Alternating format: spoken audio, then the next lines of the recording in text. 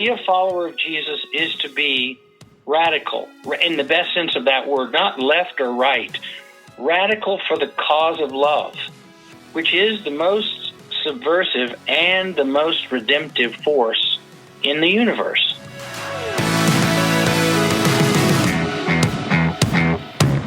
Can't help thinking that it's never gonna change. Wondering how to fake it another day. Seems like we're all unheard. Way down by the heartless words. Same thing. Welcome to the Deconstructionist Podcast. I'm your host, John Williamson. And I'm here with you again in 2020 with another episode. And so I consider that a win. I think this time last year, we hadn't even come out with one episode. So we're doing great, guys. We're doing great. I'm really proud of us. Anyway, great episode. Really excited to share this one with you. This one's been a long time coming. So we tried to get the Reverend Dr. Robin Meyers on last year, and schedules just didn't quite align. So it worked out this year, and actually... this was our second go-round. The first episode we recorded, we had a weird software file glitch situation. I don't know what happened, but we lost the file, and I was very sad. That's only the second time in the history of our podcast that's ever happened. The first time was literally the first week we were recording when Adam's computer crashed. So I don't pretend to know what I'm doing when it comes to computers, but alas, we got him back. And it worked out pretty well because initially the book that really turned me on to his work came out in 2015. And so it just so happened that he had a new book coming out, and it will have been out for about a month now. His new book is called Saving God from Religion, A Minister's Search for Faith in a Skeptical Age. Terrific book. Can't recommend it enough. He definitely is one of those who I know we've mentioned before. Great scholar, great research, great scholarship, but also very accessible writing. So even though he covers some pretty heavy theological topics, it's very easy read. So some of the things he covers in the new book, what does it mean to be made in the image of human beings? He gets into science. If you like some of our more science-based episodes, he digs into quantum physics a little bit. The nature of sin we talk about briefly, but definitely more in the book for sure. And faith is trust, not belief, which is a big one that we've kind of touched on before. So. Love this book, had a great conversation with him, and so I think you guys are going to like this one. Before we get there, though, the band this week is a band called Attaboy. They were nice enough to let us use their music, and so if you like the music on the podcast, as always, we'll have the links to their social media and the songs that we used in the show notes, so please go out and support them. As always, you can find everything at our one-stop shop on our website, www.thedeconstructionist.com. There you can check out our merch store if you're interested in a t-shirt or a mug or a pint glass or whatever. Or if you just want to read our blog is located on our website as well. And all of our current and past episodes are available to stream directly from the website. You can connect with us on social media right through the website there, and if you want to support us, you can find a link to our Patreon campaign on there as well. So, and that's I think it. Yep, that's it. So. Without further ado, we'll get into this week's podcast, and then, of course, we're getting closer to episode number 100, and can't wait to share who that guest is going to be with everyone when we get closer. So, thanks again for supporting and continue to listen. If you like what we're doing, if you're new to the podcast, if you've been listening for a while, we've really grown just purely by word of mouth. So, tell someone, share it with someone who you think might benefit.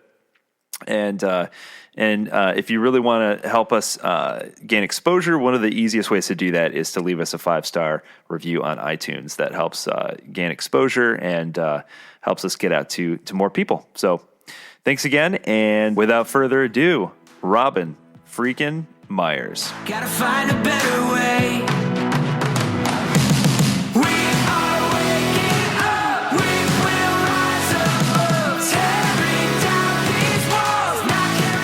All right, welcome to the Deconstructionist Podcast. We have with us today Reverend Robin Meyers. Thank you so much for being here today. My pleasure, John. So I love your background. Again, I have an ongoing joke where we have a running series as picked out or selected by my dad, who's a Lutheran pastor and feeds me books. So you would be part of that series, I think. So. So he sent me Spiritual Defiance, Building a Beloved Community of Resistance. And I know that's a slightly older book for you. It came out in 2015, I believe. And you've got a new one that around the time of this podcast airing will be out in stores. So definitely want to talk about that. But before we get into all of that, you have a really unique backstory in terms of your journey and the state in which you have, or rather had, you just... we talked about this last time. You had just retired, but you started a church. So I was at Mayflower United Church of Christ for 35 years. I didn't actually start it, but it was a very small congregation when I became minister of the church in 1985. And I left it a fairly good, strong, medium-sized church, about 600 members, and a lot of unique sort of social gospel, justice-oriented ministries in what is probably the most conservative state in the country, although Idaho would argue with us about that. Whatever. I'm a UCC pastor, grew up in Wichita, Kansas, and went to seminary at Phillips, and met the great Fred Craddock, and in addition to some other wonderful teachers, and sort of became an unapologetic advocate of progressive Christianity. And that's been sort of my defining mission. And I did just retire from the church where I've been in Oklahoma City for 35 years. I preached my last sermon 3 weeks ago. And really now it's time for me to turn my attention to traveling and lecturing and doing the things that are being asked of me more and more often. And I really consider that a form of ministry too. But I will always think of myself as a parish minister, and I will always be proud of what we accomplished at Mayflower. So one of the things that you talk about in relation to this church that you helped kind of generate, more and more congregants.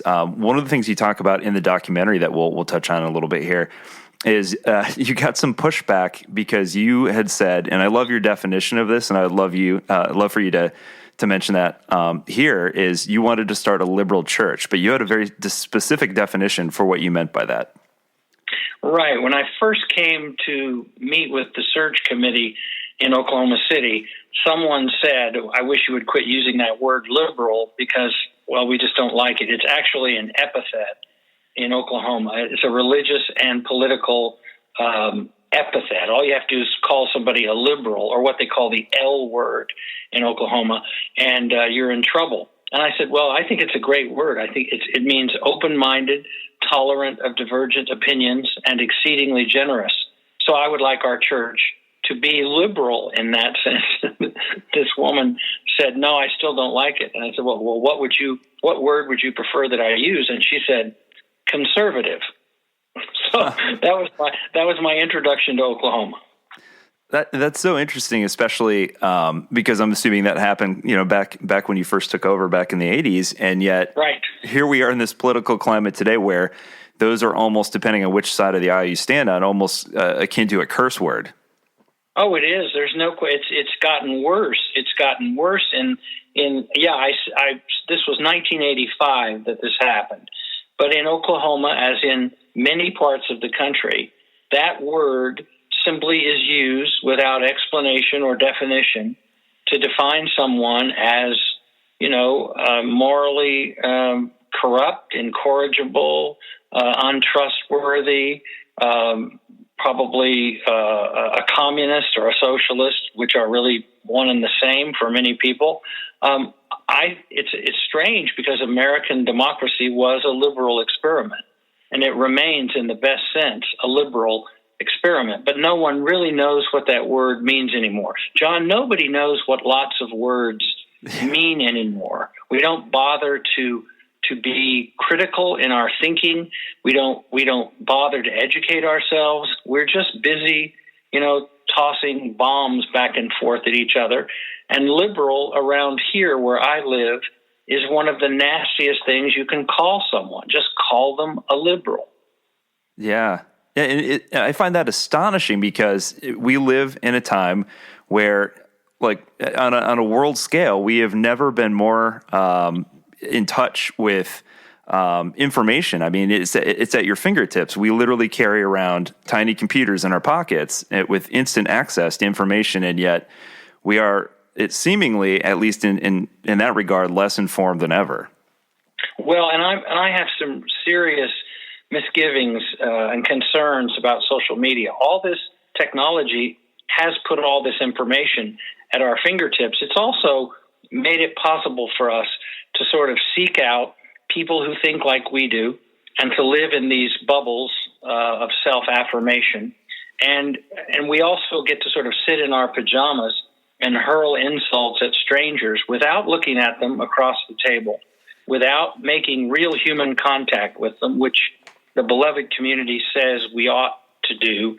And it's taking a toll on the whole country. We don't even know how to talk to each other anymore.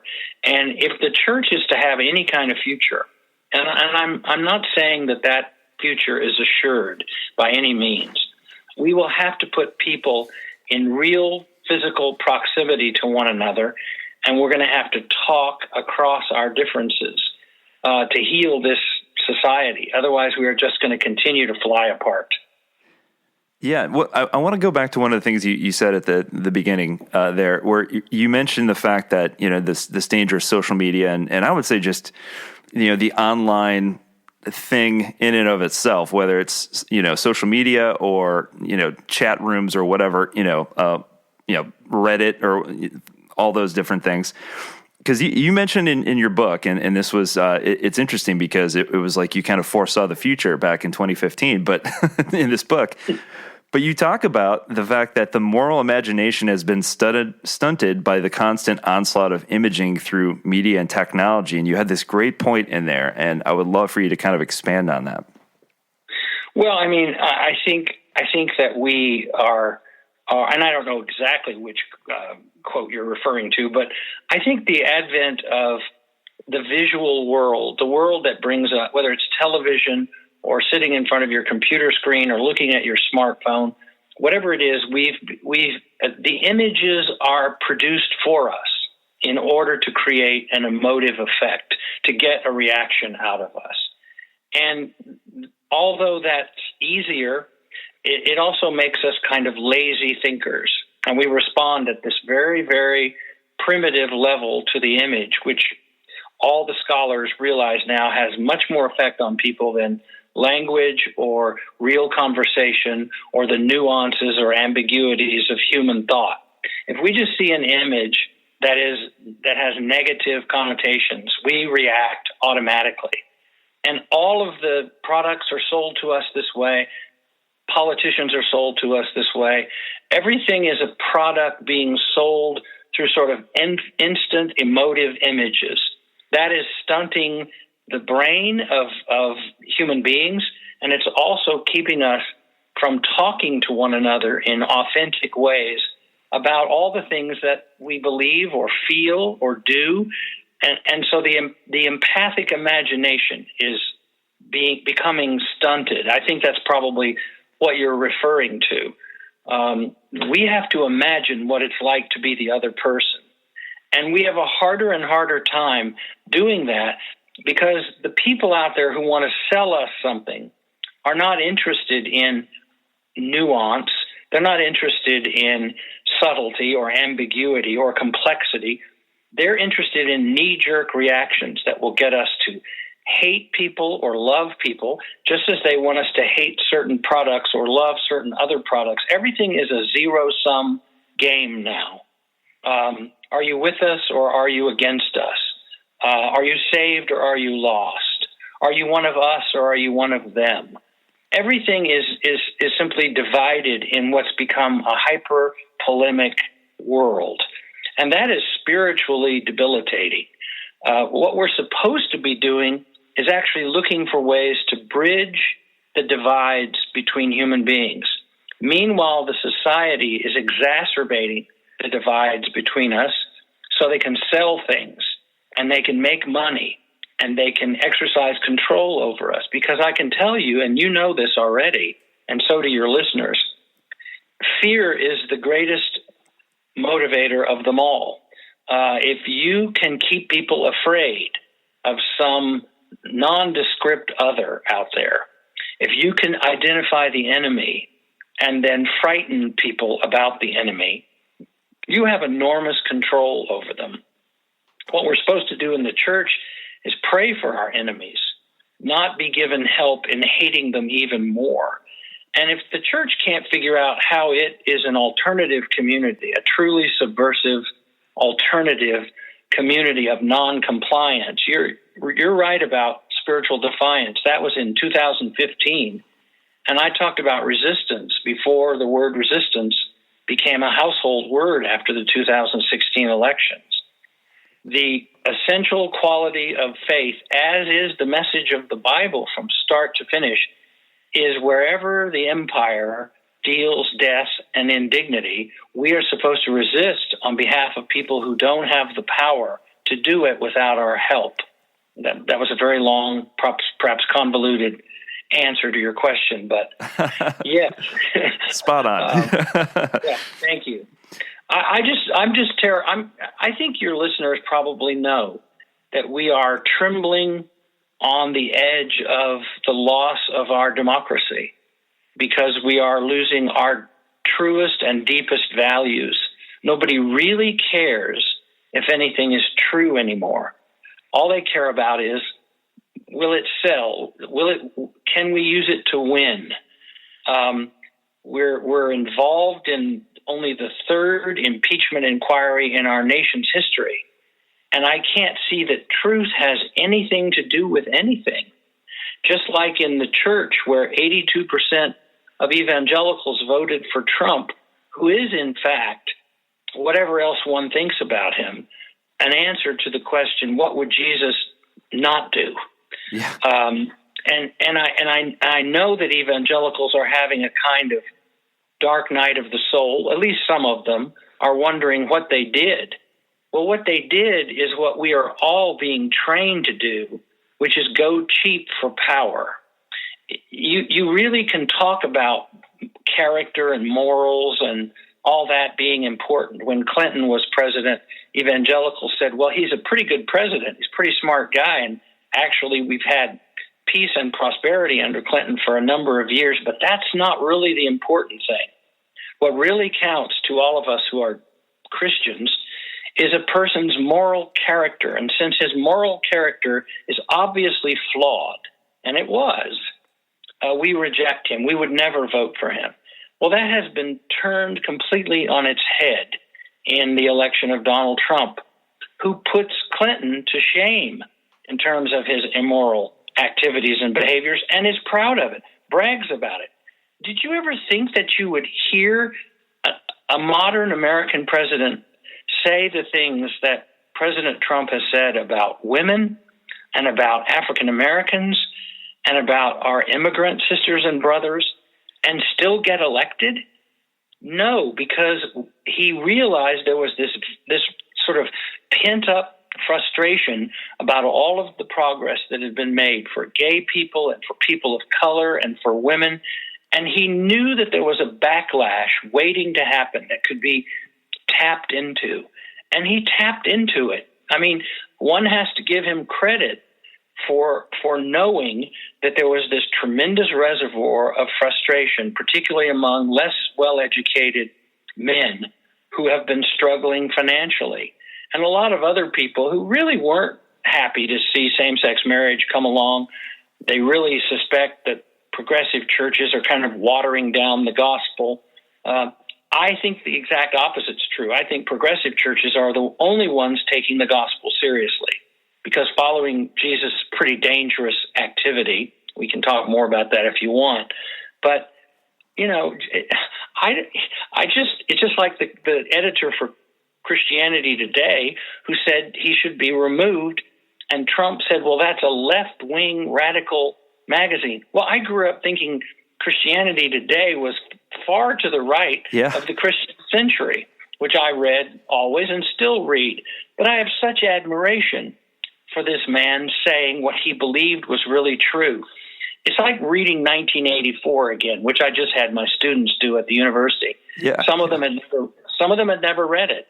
And they said, oh, my God, this stuff is happening. I said, this was the best-selling book in 2017, right after the election, because Big Brother is in your pocket. And when you call Alexa and you ask her to turn on the lights or do something for you, that's really cool. But do you know that Alexa is listening to you all the time?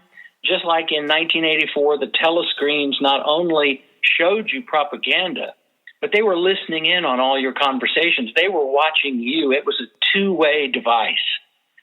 We're there. we are there.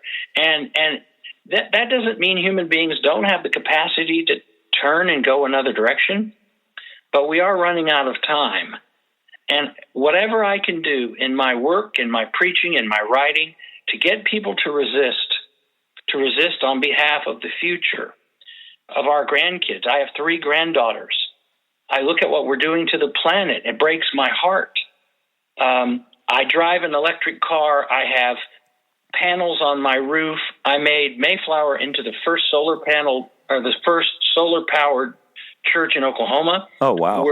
We're the first self-declared sanctuary church in the state of Oklahoma. We have done a lot of things that are outside the box, but the only reason they seem outside the box to people is that nobody's really read the Sermon on the Mount, I guess. Yeah. I mean, if they did, it would be pretty obvious that to be a follower of Jesus is to be radical, in the best sense of that word, not left or right, radical for the cause of love, which is the most subversive and the most redemptive force in the universe. Oh, I love that. So I want to continue talking about this thing that you brought up, what I think we've called on the podcast the kind of corporatization of the Western church, and this idea that it's more important to grow your church to the you want thousands of members, you got to have all those butts in the seats, and you have to have the best band and the best graphics, and it's really about this package that you're trying to sell, it seems like. And you have this quote that was just spot on in Spiritual Defiance, where you said, "We mean well, of course. We sing our hearts out. We pray long prayers, but none of it can finally compensate for the fact that as a change agent, we have all but disappeared." And that seems even more true today, to me, watching at least the political environment, than it probably did even in 2015. Yes, the mega church is the selling out of the soul of Christianity in a consumer culture. It would probably be better for the church to be small and devoted and subversive and committed to doing sort of to being the leaven in the loaf of the empire, rather than for these churches to duplicate all of the marketing strategies of the empire they're supposed to resist. And this simply makes no sense. And you cannot be a big, successful mega church and say anything prophetic or anything controversial. What the first person to go in the megachurch in reality is Jesus. You can't let him anywhere in the room. Norman Vincent Peale, yes, all the power positive thinking people, of course, the people who know how to market Christianity like it's some kind of a product. We do this in the name of somebody who had 12 disciples and was killed and did not throw off the Roman Empire and was not the Messiah that anyone was expecting, and formed underground communities of resistance to sort of Roman family values, and elevated women and people who never fit into the orders of life, who had nothing, and who were finally told that they were somebody, because, the essential theology of my church and my ministry has been very simple to express. Either all of us matter or none of us do. Now, a cynic would say, well, probably none of us do. Life is hard and then you die. I get it. But the most hopeful thing that can happen today is for someone to be told that they matter, that they are worthy. They don't have to earn that. We used to call that grace, redemption, whatever you want to call it. But we didn't tell them that they were to become part of some sort of pop movement in the culture that glorifies the ego of organizational people who are building these massive structures that have virtually nothing to do with Christianity. It's not that they don't do good things. They give people a place to gather. They tell people to lead disciplined lives and work hard. But the problem is they distort the gospel by turning it into a kind of product. And they ask people to believe things that probably they know are not true in order to get rewards they doubt are even available. And I think that's intellectually dishonest. I never have told people what happens to them when they die. I don't know who's going to heaven. I don't know if there is a heaven. I certainly don't think there's a hell. But pastors need to say more often when someone says, what happened to, where is Johnny who killed himself? Where is he? I would say, I don't know, and I don't pretend to know. And John, it's amazing how often in my own ministry, when someone has asked me a question I couldn't answer, and I said, I don't know, this just relief came over them. And they said, nobody who's a religious professional has ever told me they don't have all the answers. Yeah, well, never. I don't have all the answers. I'm looking for them like everyone else, but I certainly don't have them. And we can come back to this when we talk about the new book, because it's a book about God. Absolutely nobody has that information. So anyway.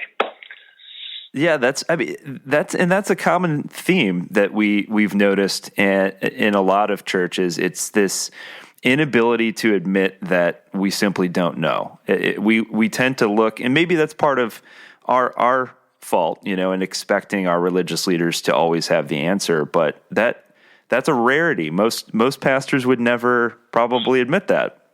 All I tell them is I know that love is all there is. I mean, love is all there is. Bill Coffin, William Sloane Coffin Jr. from Riverside used to say that. Love is all there is in this beautiful, terrible, wonderful world. And the only thing that can save us, if you want to talk about being saved, is unconditional love. There is no more powerful force. There has never been a more powerful force. And no army, no empire, no doctrinaire preacher who's going to tell you everything you need to know to get you saved has anything that can compare to love.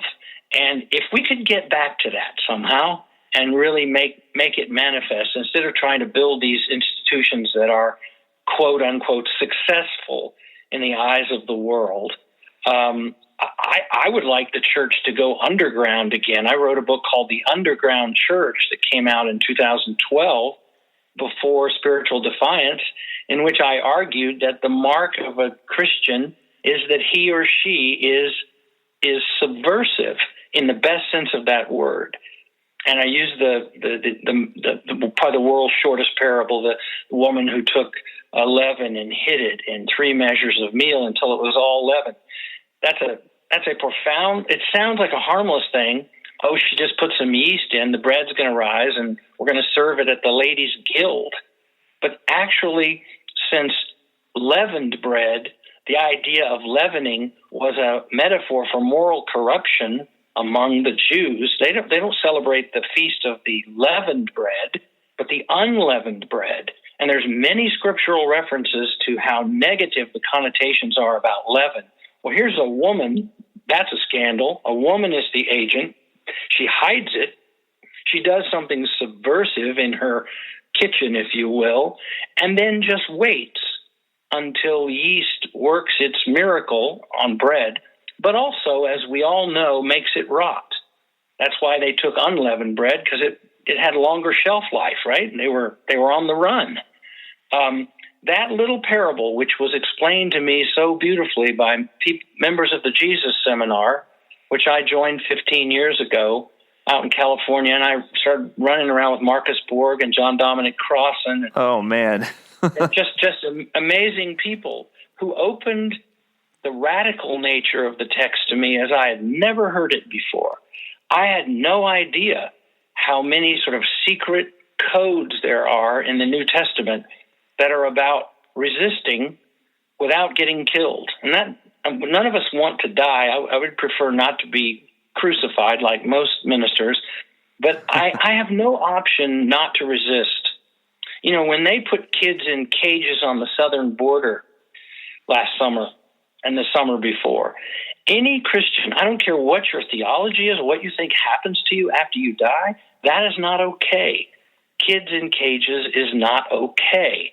And every preacher should have gotten up and said that in her pulpit, or they should turn their robes in and do something else. Yes. And that brings up, actually, you you brought up my next question here, and I think I was going to ask, what role does the preacher play in all this? Because you say in that book, you have this really great quote, and it's surrounding the idea that it's become this game of playing it safe to offend no one, and so you have this great quote that I love: offending no one in the pulpit virtually guarantees that you will also inspire no one, because mediocrity is the devil's bargain. Right. All the time. Preachers, by the way, on the whole, are not a particularly courageous lot. They are not risk takers. They are institution builders and defenders. So they know if they go too far out on a limb and say something, even if they believe it, and someone gets mad and takes their pledge and leaves, which, by the way, just get used to it. It's going to happen if you do anything. The problem with that is that people very quickly understand that if you're not willing to offend them because you're telling them something you believe, they're not to trust what you say that they agree with. It's a kind of rhetorical equation. If I'm not willing to offend you, I have no right to expect you to be inspired by me either. So I've pissed off enough people in my life to know that who, by the way, who love me anyway, and who have told me, I didn't agree with what you said today, but I love you anyway. And I say, and I love you too, and off they go. Because when that person comes through the line and says, I was really moved by what you said today, or I agree, I know I can believe them. Because that same person had told me a week earlier, what in the hell are you talking about? So I like that kind of environment. I like that kind of church. And Mayflower, bless its beautiful heart, and if you watch the documentary, you'll know more about it, which is really being shown all over the country. I gathered a bunch of people together who were not afraid. They were not afraid to do what they thought God was calling them to do in Oklahoma City, which is one of the most homophobic places on earth. It's one of the most fundamentalist places on earth. It has a sort of might makes right patriotism, a sort of undue adulation of anyone in a uniform. It is the whole package that probably would have defined the Roman Empire in the time of Jesus. People have to understand that, Jesus, Moses comes against Pharaoh and Jesus comes against Rome, which means America has to come against, Christians, followers of Jesus now have to come against the American Empire, the Pax Americana. If we're going to fit in with the sweep of history, we are resistors, not just for the fun of resisting, like isn't it cool to be mad prophets decrying the hypocrisy of our time and all that, but wherever the empire is hurting people or keeping people separated or keeping them from seeing a doctor or making sure they live on the edge of starvation so they're easy to control or to sell opioids to. I mean, there is such unmitigated evil being committed in this society for the sake of greed that all the church has to do is get up and say, you unholy bastards, you are killing people. And you're doing it acting like righteous people, like this is some sort of Christian nation. Actually, this is one of the least Christian nations on the face of the earth.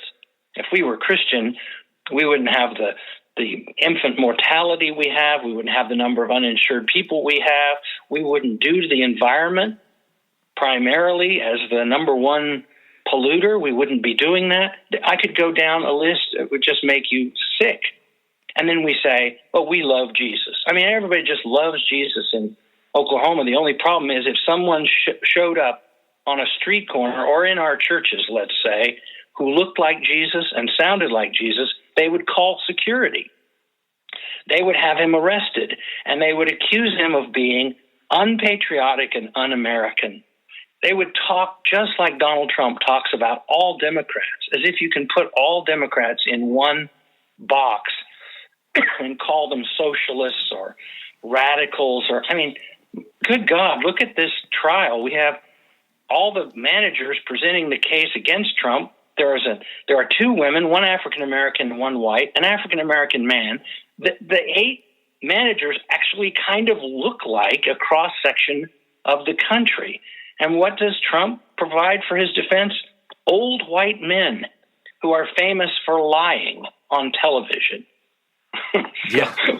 Forgive me, but this is a crucial moment. You know, I think historians will look back on this. If we lose our democracy, and let's face it, we may very well, they will look back at this moment, this unprecedented moment, and say, this is really when it happened. So I would ask all your listeners to not give up, but not to think that it's going to be easy either. Find yourself a community in which you can resist for the right reasons, and then go out there and raise some hell. Walls are caving in, but this is not the end. I'm breaking down again. Walls are caving in. This is not the end. Rise like a phoenix, escaping these demons, still climbing higher, 'cause I got that fire. I love that. So let's talk about, because I think you brought it up briefly there, but I would love for you to talk about this incredible story that you discuss in the documentary. That is, I think we talked about last time, out in theaters select theaters as we speak. Yeah. But there's this moment in the documentary where your church takes a vote, specifically in terms of how to react to the issues at the border, and it was mind-blowing. I never, like, when you gave the 3 options, I was certain in my mind which way the vote was going to go, and I was completely wrong. Right. And so was I, because I thought they would take the less radical option because they wouldn't want their 2 ministers to get thrown in jail and charged with felony. Actually, they decided to just hang us out there and take the most radical option available, right, which was to be a sanctuary church in the full meaning of that term, which means that we could knowingly hide a family in the church building, or we could knowingly transport undocumented persons.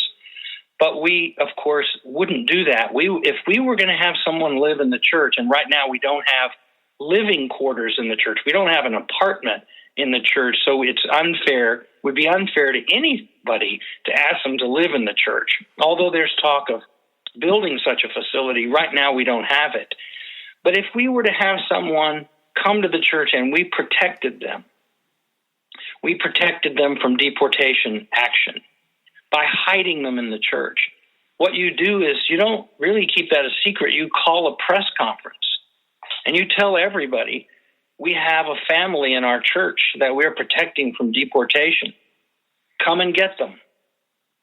Because it is difficult, although less so in the age of Trump. It used to be very difficult for immigration, naturalization officials of any kind or any government official to walk into a church and take out a family. As they say, the optics are bad. But you don't keep it a secret. You say, we're doing this based on our religious convictions. There are 7 passages in the entire Bible which condemn homosexual activity. And I say that carefully because they knew nothing about sexual orientation, only about same-sex behavior, which seemed to them unnatural and idolatrous, blah, blah, blah. They didn't know anybody could form a lifelong relationship with someone of the same sex. So we've grown and we've evolved, and we understand love better than we did in the first century. But you know how many passages there are in the Old Testament alone that ask us to welcome the stranger and the foreigner and the alien? 92. So right off the bat, I would tell my evangelical friends, if you're doing a content analysis of the Bible, 92 passages to welcome the stranger, 7 warning us against homosexual activity. So just do the math, and let's have a conversation. Yeah, gosh. Excuse me. I've always said issues like that with the limited amount of references. It's not a theological topic I would be willing to build my house on. No, and we're holding a vigil that involves many metro area clergy, and including the Jewish community and the Muslim community. We have a vigil every week outside an ICE office, the main ICE office in Oklahoma City. Oh, wow. And they come out and they look at us, and the press has been there. They don't quite know what to make of us because we are nonviolent. And they keep coming out and saying, now, is this a protest? No, this is not a protest. This is a worship service. We're actually worshiping here. It's a very short 10-minute liturgy, and we sing some songs, and we talk about our immigrant sisters and brothers who are terrified. And because we're religious people, we have to care about that. We have to, it's like Martin Luther King said, if it's an unjust law, you have to resist it. So that adventure in Mayflower's history, becoming a sanctuary church, and learning that there are no other sanctuary churches, publicly declared sanctuary churches in the state, was very formative for us. So was doing, renewable energy. We've got 50 solar panels on the roof of our church, and we come to find out, this shocked me, that there is not another church in the state of Oklahoma with a solar panel, a single solar panel on its roof. Wow. Now, I don't understand that, but I don't understand a lot of things. What churches are spending their money on is parking lots and, coffee shops and bookstores and people doing Christian roller blading or aerobics or something, whatever that is. Everyone wants in our culture to be entertained and to meet other interesting people and to be part of something that is visually exciting and musically stimulating. And I understand all that. I like to go to the movies. I like to go to concerts. I like to do aerobics, although I don't know what Christian aerobics are exactly. I think that's where you don't sweat too much, maybe. But anyway, right. I don't understand this in the name of the Nazarene, the penniless rabbi from Nazareth. That I don't understand. We've got it upside down and backwards. And that's part of the reason the church is dying, and I mean dying in a hurry. It deserves to. Well, that's a perfect segue right into your new book. And so okay. you've got this new book coming out called Saving God from Religion, A Minister's Search for Faith in a Skeptical Age. And you've got this quote right off the bat at the beginning of the book that I love, where you're talking about just that, the decline of organized religion. And you say, I have wondered if the decline of organized religion has less to do with secular humanism and more to do with the suffocating way in which people of faith speak about that which they do not know. Yes, and that harkens back to our earlier conversation about humility by those who lead the church. I want to tell you, it took me 5 years to write this book.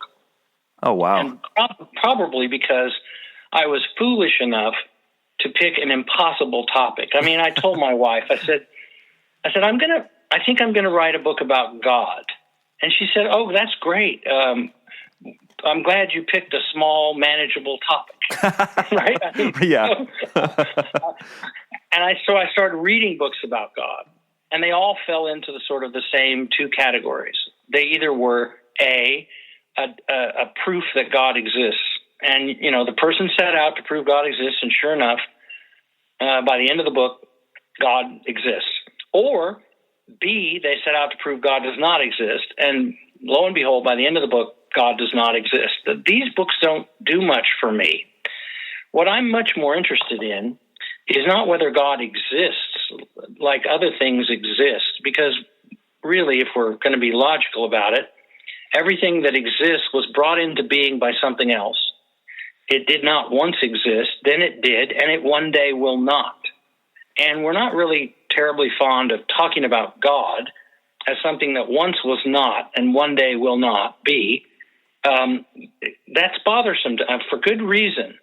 So I started thinking about not what I knew about God. I know nothing about God. And I say that in the preface of the book, I say, I don't know what I'm talking about. This is a book written by someone who knows nothing about the subject, except that I'm a pastor and I pray to God and I hear people talk about God and I hear people invoke the name of God and attribute certain activities to God all the time.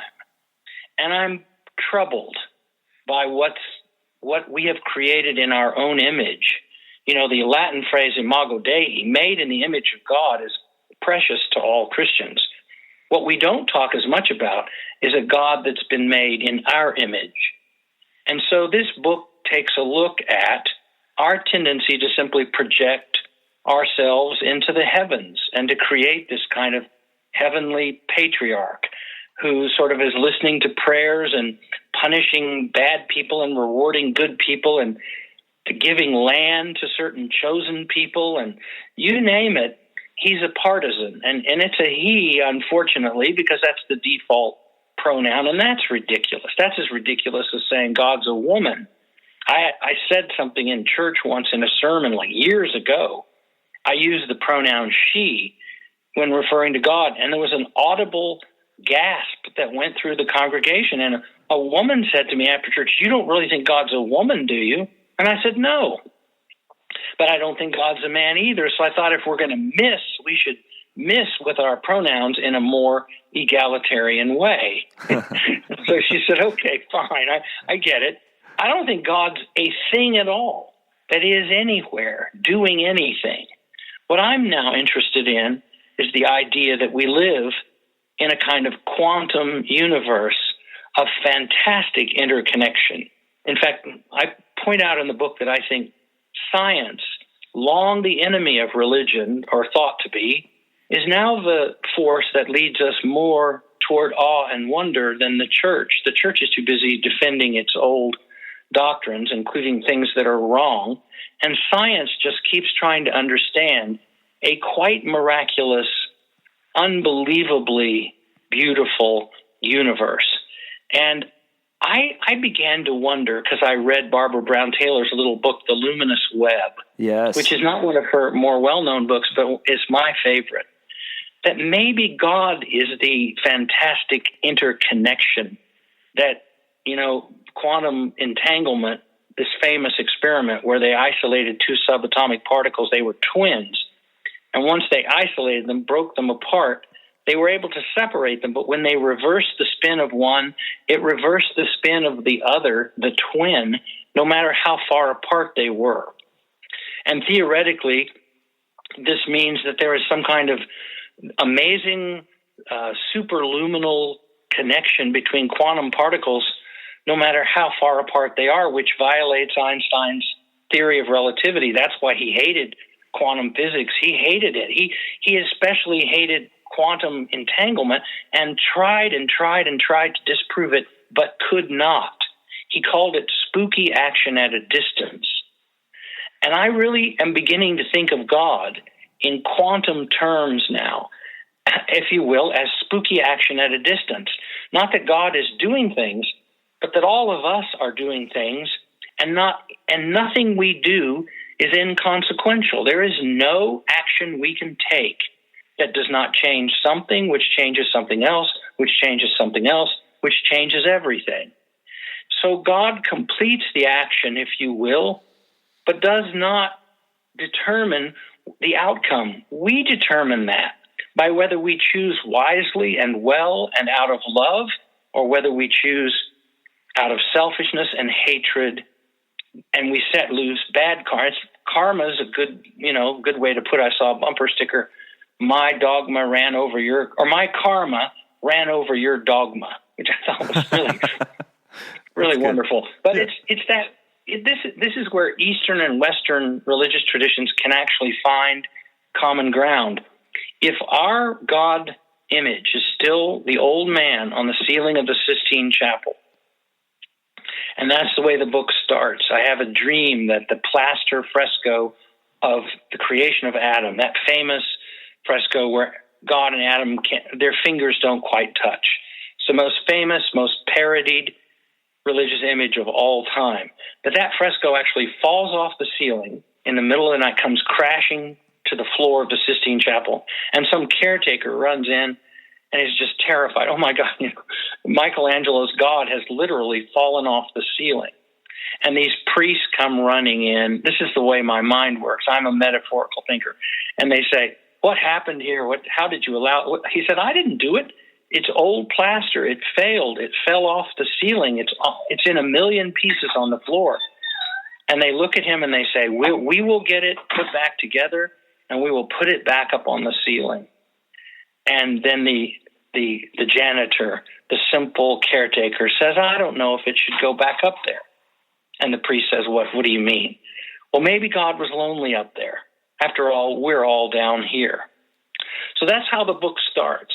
And I make the case that in every action human beings take, they set in motion consequences that chain out across a universe in which everything is connected to everything else. And that connection is God. Now, that's going to disappoint some people because they want God to be doing things, making choices, handing out rewards, meting out punishments. That's what we've always been told that God is. But, John, that's caused many people to leave the church when someone says, well, God is responsible for everything that happens. Well, I live in Tornado Alley, and a tornado comes tearing through a town in Oklahoma and can suck a baby out of its mother's arms and wrap it in a tree a quarter mile away. And then some pastor comes along, thinks that he has to say something about what God did here, and says, well, maybe God wanted your baby in heaven early. Oh, my God. You kidding me? And I think as long as we have a sort of theistic understanding of God, we're going to have these problems. So I'm just offering in this book another way to think of the mystery in non-theistic ways. Because personally, between you and me, most of the arguments over the last 50, 100, even 200 years have been about Jesus. But I think moving forward, a lot of the arguments in church are going to be about God. What on earth do we mean when we say that word? What does it mean to pray? Do we ask for things, or do we try to access the mystery that is this interconnection, this spirit? I really think, I'm not a Trinitarian. I'm sure that shocks you. But of the three, I'm most interested in the Holy Spirit. Because for one thing, it is without gender. It's under no one's control, which, by the way, is why it's always made the church very nervous. But the Spirit is the best definition I have of what quantum physicists call the field. The field, as opposed to Newton's sort of clockwork universe. The field is, you're not here or there. When you are anywhere, you are everywhere. So there is no such thing as separation. And then I got real interested in Tillich and his attempts years ago to talk about the ground of being, yes, and that sin is separation.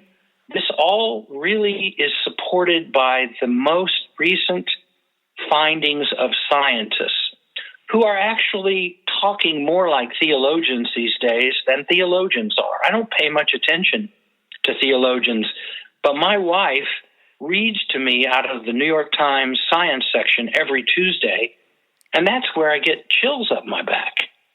Yes. It's funny that you mentioned that. I remember the first time, and maybe you've seen it, the new version that came out a couple years ago of Cosmos with Neil deGrasse Tyson. Yeah. And right.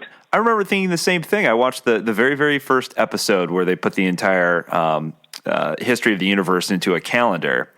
And they do this wonderful job with animation of showing the expansion of the universe and then multiverse theory, and it just keeps going out and out and out and out. And I thought, of course, creation just continues into infinity, Right. And how many are there? How many universes are there? I mean, who's the guy that wrote The Elegant Universe? He teaches at Columbia. Brian Greene. Yeah. Brian Greene said, we may be one universe, like a slice of bread in a loaf of other universes. Now, I'll tell you that maybe that's true or maybe it's not. And I can hear people maybe listening to this saying, well, what good is that going to do us in our everyday lives? Well, it's going to remind us we don't know what. We don't know. Right. And so not knowing, the Tao says when you think you know, that's when you do not know. But when you know that you do not know, that is when you know. And I would love more Christians to take that kind of Eastern mystical approach to things.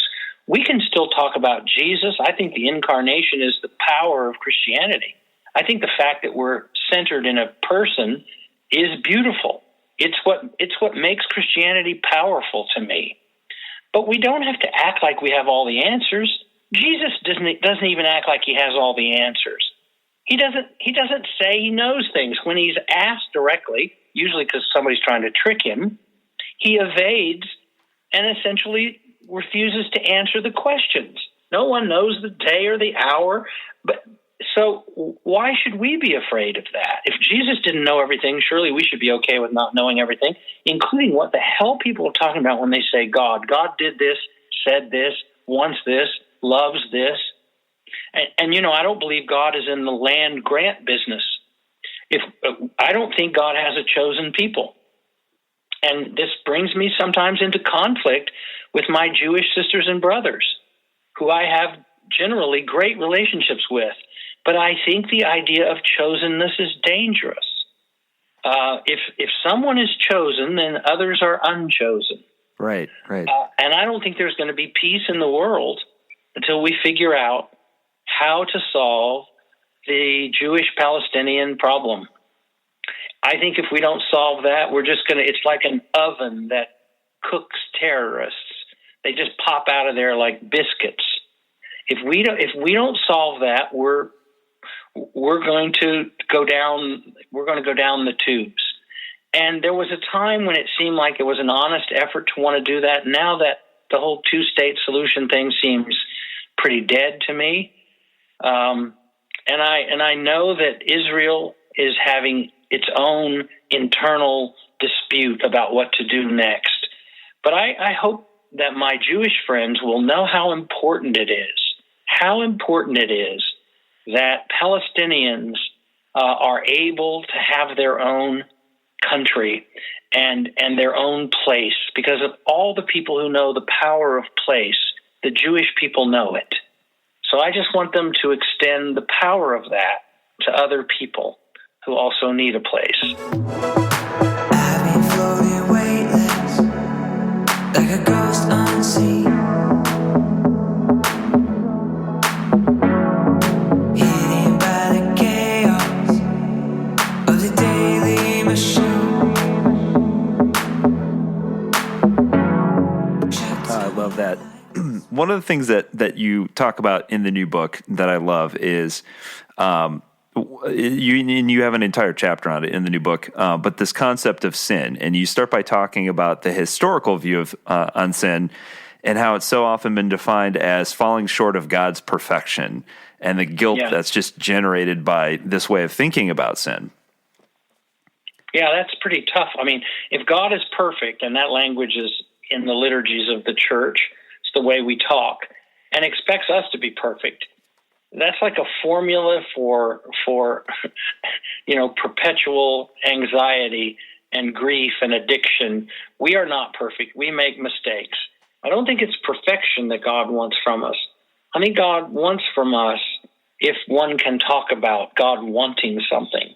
I think what makes us happy, what makes us whole, is not to pretend that we are separated. Our actions don't really affect other people because we're special. We get to sort of have a dispensation from consequentiality, to put it in the terms of the book. And I tell a story in there about a professor who has an affair with one of his students and really thinks that because he says all the things in the lectures about that are true and right and good, that he can sort of have this thing on the side, that because he has talked about the truth, he doesn't really have to practice the truth or be bound by the truth. Well, the world is full of people making special exceptions for themselves, and it seems to me most of the grief and sadness and heartache comes from people who think they are separate from the consequences of their actions, that they're special in some way. It's not going to catch up with them. Yes, it is. It will always catch up with you. We all make mistakes. We all do stupid things. But the stupidest thing is to think that our stupid things will never catch up with us.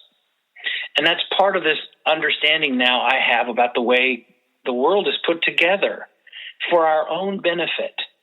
We shan't delude ourselves, John, any longer that separation itself, or at least the illusion of separation, is not the best definition of sin anyone's ever given us. Tillich talked about sin as separation. Scientists tell us there is no separation. So I've gotten fascinated by that as a spiritual concept. What if we built a whole theology around there is no separation? Because I think it's true.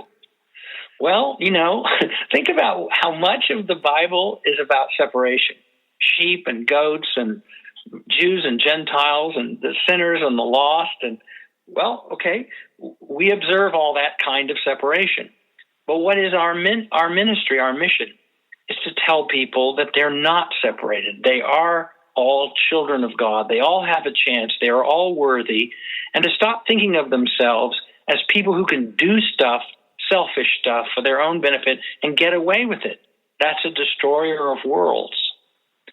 So in the book, I started off to write a book about non-theistic options on God, ended up kind of developing a new theology around the idea that there is no separation. And what would it mean to the way we lived and did church and prayed and understood God and treated one another if we believed that there is no separation? So it's being published by Penguin Random House, which I've never published a book with Penguin Random House before. They are the largest publisher on the planet. They have been amazing to work with. They have made the book beautiful as an artifact. And it comes out this Thursday, the 28th. Or wait, what is today? The 27th. No, actually, it comes out tomorrow. Oh, wow. And the first book signing is in Oklahoma City at a independent bookstore here called Full Circle Books. I'm doing a reading and a signing and a little Q&A on Thursday night. And then I'm going to sort of hit the road to do some lecturing and book tour stuff around the release of the book. And that's part of the reason that it was time for me to step down at Mayflower. I can't do all these things. There's not enough of me to go around.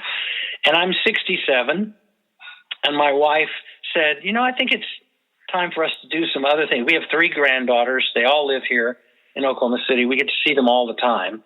And I want to turn my attention now to writing and to speaking and turn over the church that I spent 35 years in to the next generation of leadership, because there's some fine people coming along.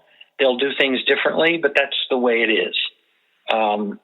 I've got a lot to do, and I'm going to do it as long as I have a functioning brain in my head and a heart that's still beating. It's too funny because my mom, also being married to a pastor, I think is subtly trying to get him to also retire. He's 65, and she's like, "Let's travel. Come on." Yeah, it's very hard for pastors to retire. Yeah. They don't know who they are if they're not preaching and teaching and visiting in the hospital and stuff. I know how this feels. I'm just 3 weeks into my retirement from a church I spent 35 years in. And it's a strange feeling of both elation about getting to do what I want every day and wondering, who am I if I'm not doing what I used to do every day?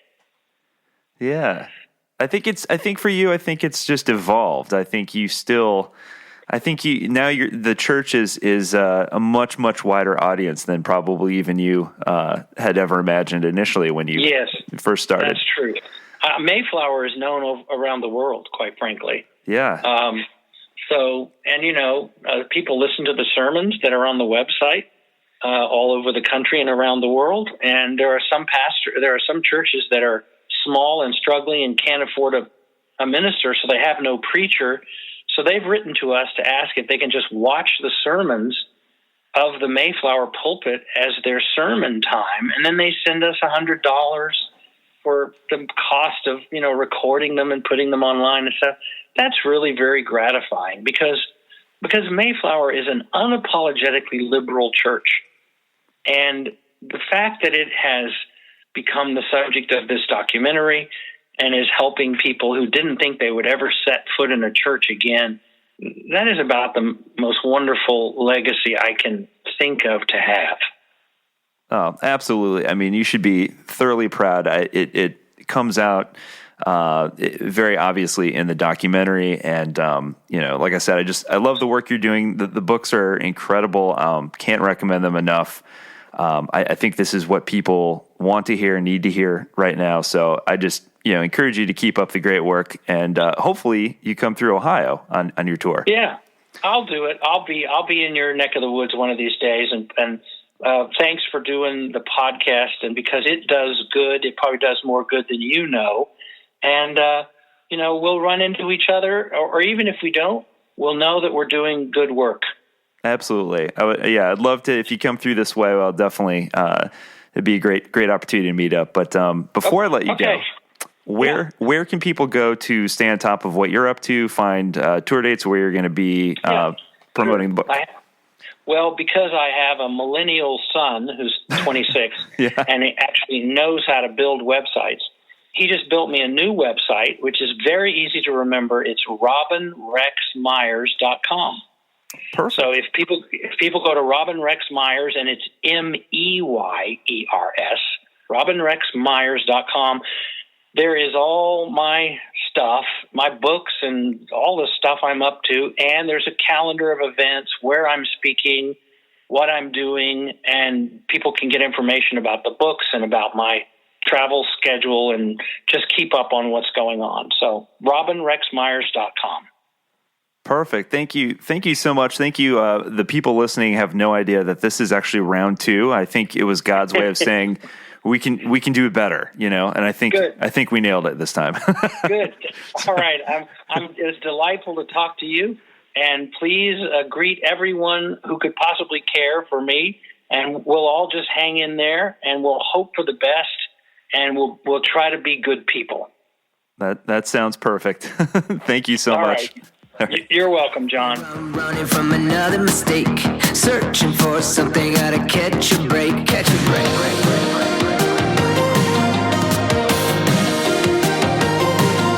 Now I'm bouncing back and I'm catching my breath, finally on track and I'm moving ahead.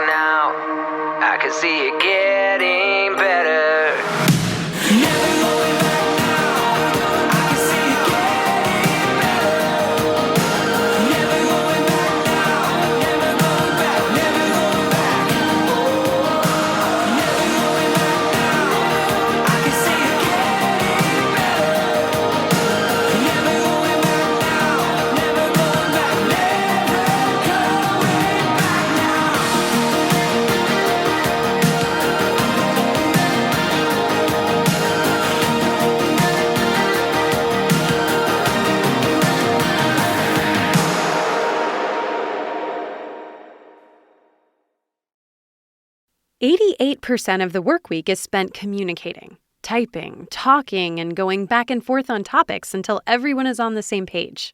It's time for a change. It's time for Grammarly.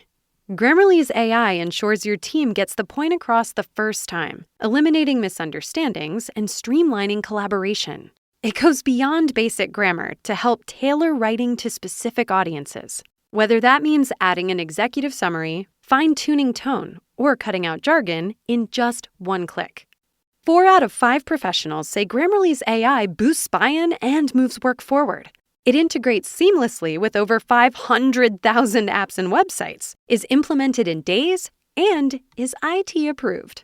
Join over 70,000 teams and 30 million people who trust Grammarly to elevate their communication. Visit Grammarly.com/enterprise to learn more. Grammarly, enterprise-ready AI.